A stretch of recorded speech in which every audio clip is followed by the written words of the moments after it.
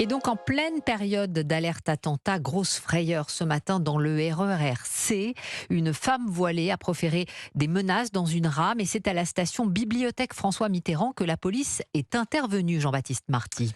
Oui, tout commence ce matin vers 7h20 dans une rame du RERC à Villeneuve-le-Roi dans le Val-de-Marne. Une femme vêtue d'un voile noir qui couvre le corps et la tête mais pas le visage menace de tout faire exploser en criant Allah Akbar. Avertis, des policiers de la BAC attendent le RER à la station suivante, à Bibliothèque François Mitterrand dans le 13e arrondissement de Paris. Il est 7h50.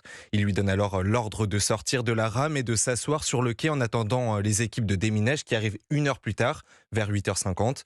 Des chiens et un robot sont déployés pour vérifier qu'elle n'a pas d'explosif sur elle. Mais vers 9h20, la femme se lève brusquement et se met à courir malgré les sommations. 8 coups de feu sont alors tirés. Blessée au niveau de l'abdomen, elle est emmenée par les pompiers à l'hôpital du Kremlin-Bicêtre. Elle est opérée en urgence. Son pronostic vital est encore engagé, mais elle se trouve dans un état stable. Et que sait-on du profil de cette femme, Jean-Baptiste ? Voilà, à l'hôpital, elle a déclaré une identité qui reste encore à confirmer selon le préfet de police de Paris, Laurent Nunez.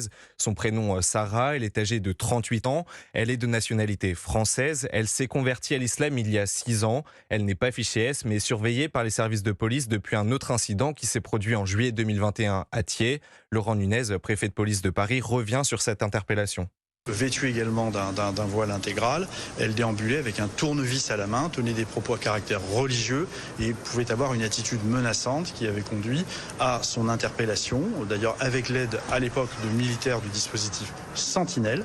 Et donc elle avait été un temps placée en garde à vue, puis souffrant manifestement de troubles psychiatriques, elle avait été à ce moment-là internée. Et ce n'est pas la première fois qu'elle est internée. Elle a été plusieurs mois en institut psychiatrique à Choisy-le-Roi. Elle y aurait été diagnostiquée comme bipolaire. Au moment des faits, elle est encore suivie psychologiquement. Merci Jean-Baptiste Marty.